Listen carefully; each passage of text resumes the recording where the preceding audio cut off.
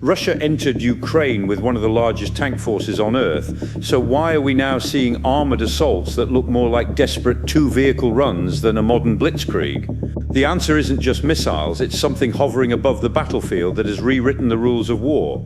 Russia didn't invade Ukraine in 2022 like a country expecting a long war. It invaded like a country expecting a quick one, and the centerpiece of that confidence was steel, thick armor, heavy guns, and a reputation built over generations: Russian tanks. For decades, the world treated Russian armor as a terrifying constant. Different eras, different models, same idea: if Russia shows up with mass tanks, the ground will shake, defenses will crack, and cities will fall. But here's the twist. Instead of rolling to a fast victory, Russia's tank force ran into something it wasn't built to handle, a battlefield where being seen is basically the same as being hit, and being hit is often the same as being destroyed. And that one change has quietly pushed Russia into a very different kind of war. Smaller assaults, fewer vehicles, and in some cases, armor used in ways that look borderline suicidal. So today, let's break down what really happened to Russia's tank advantage, what the numbers suggest, what the drone revolution changed, and why even new tanks off the factory line may not solve the problem. Let's start with what everyone believed going in. Russia had scale, lots of it, not just modern tanks, also huge Soviet-era stockpiles. The expectation was simple: even if Ukraine fought hard, Russia could grind forward with armor-heavy formations and replace losses from deep reserves. That logic worked in older wars where detection was limited, targeting was slower, and armor could survive long enough to matter. But Ukraine became the world's clearest example of a new truth. In a drone-saturated battlefield, the first battle is finding you. And once you're found, you're not dealing with one threat, you're dealing with an entire kill chain. A spotting drone finds a tank, coordinates get passed instantly, then it's artillery, FPV drones, mines, anti-tank missiles, sometimes all in the same area within minutes.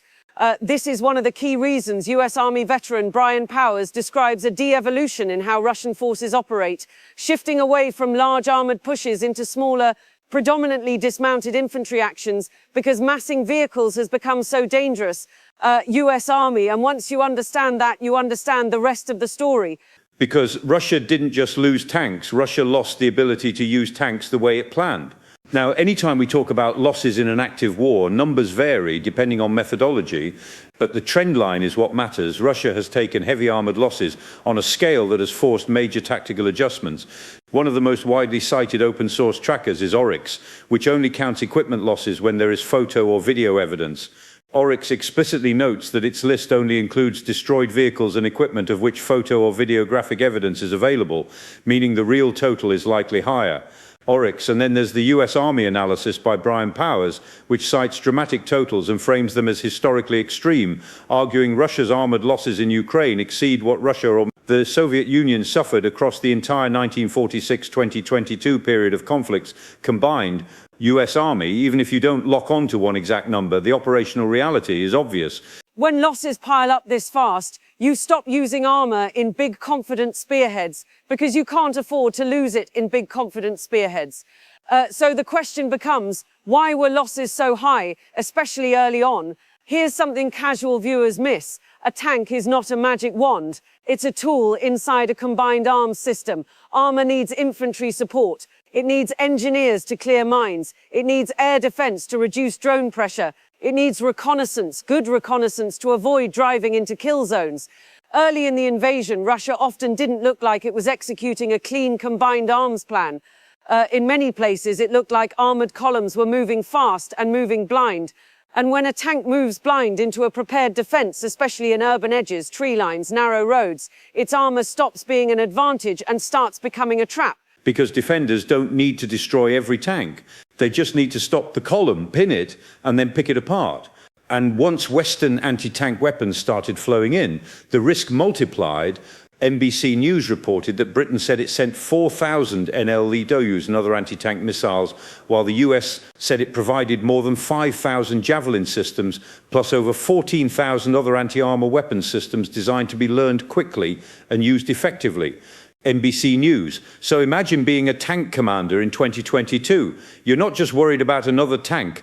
You're worried about an infantry team you'll never see, firing a weapon that attacks from above, where armor is thinner. And now add drones on top of that. That combination is where the tank advantage begins to flip. Let's be very clear about what drones did. They didn't just add another weapon.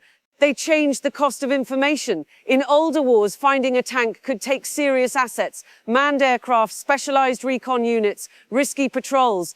That meant there were gaps, there was uncertainty. Tanks could exploit that. In Ukraine, drones compress time. A small quadcopter can peek over a tree line. An FPV drone can chase a vehicle. A loitering munition can circle and wait. Brian Powers argues that the inundation of unmanned aerial systems, commercial and military, has removed the ability of either side to mass forces near the front line to plan and execute large-scale offensive operations. US Army that matters because Russia's historical strength, mass becomes a vulnerability if mass can be watched and struck constantly. And once you reach that environment, tanks don't disappear. They just become much harder to use in the classic shock and breakthrough role. Which leads to the next big point. Even when Russia still had tanks, using them effectively became a different problem. Now, let's talk about something uncomfortable. Tank survivability isn't only about armor thickness. It's also about what happens after penetration. Some Soviet-era designs store ammunition in ways that can lead to catastrophic explosions if hit, what people online often call the turret toss effect. In simple terms, if stored ammo ignites, the internal blast can blow the turret off the hull. That doesn't happen to every tank every time, but it happens enough that it became a symbol of the war, a destroyed hull and a turret thrown like a coin. And here's why drones make that worse. FPV drones can strike from angles. Tanks weren't originally designed to constantly defend against top-down hits, rear hits, attacks into weak spots while the tank is moving or stuck. So tanks started showing up with improvised add-ons, slat armor, cages, layered plates, whatever crews could weld on, Powers notes cope cages and ad hoc armor added to protect against FPV drones and drone-drop munitions, evidence of rapid battlefield adaptation, but also evidence that US Army. But here's the harsh truth. Improvisation helps, but it doesn't restore the old way of war. Because the threat isn't one missile, it's the constant presence of eyes in the sky.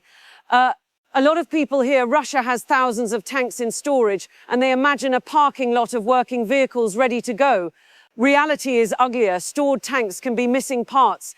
They can be cannibalized. Electronics degrade, engines seize, optics become outdated, and in modern combat it drives is not the same as it fights.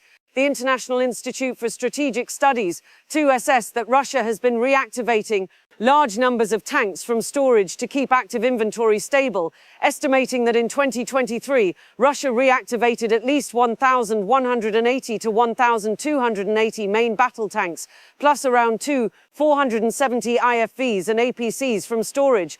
ISS, that single detail tells you a lot. Russia's armored war effort hasn't been sustained purely by new production. It's been sustained by refurbishment, pulling old steel forward, fixing it just enough and sending it back out. And if you keep doing that year after year, you eventually start scraping deeper into older and older inventory. Which brings us to one of the most striking visuals of the war.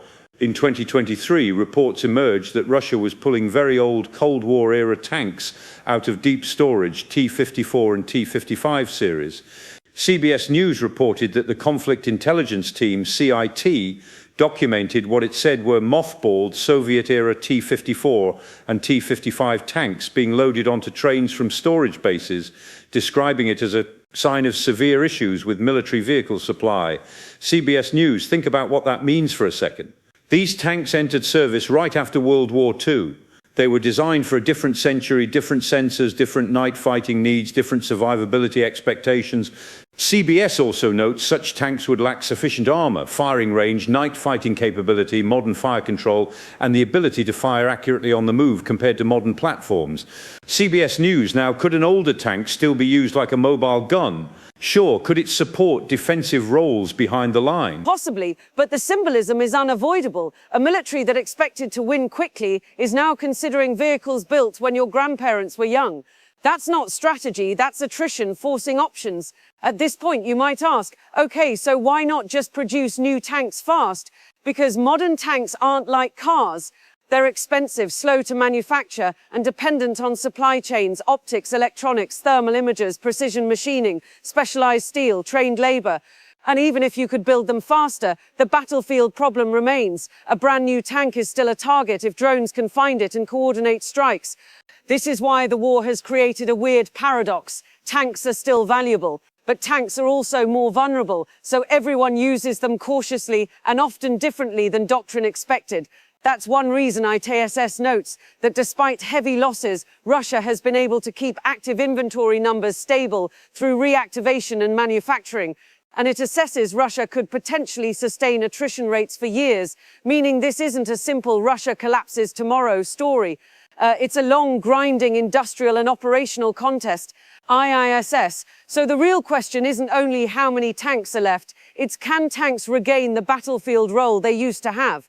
When you can't mass armor safely, you change how you attack.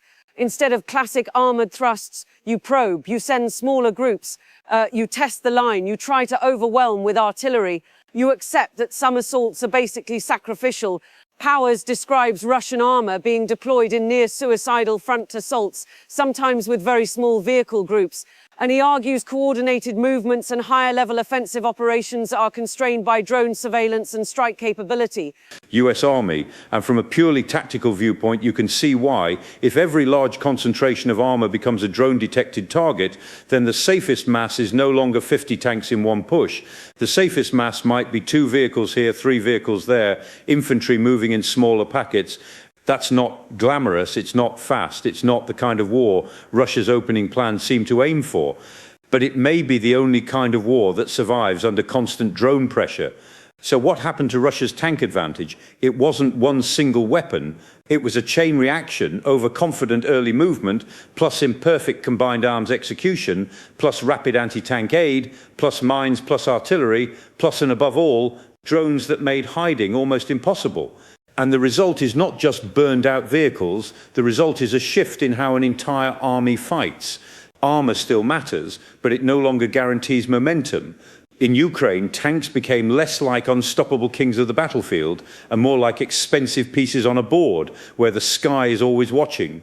If you want more clear, no-fluff breakdowns of what's happening on the front lines, what's changing, what's working, and what the next phase could look like, make sure you subscribe to War News and turn on notifications, because in this war, tactics evolve fast, and the next big shift might already be in the air.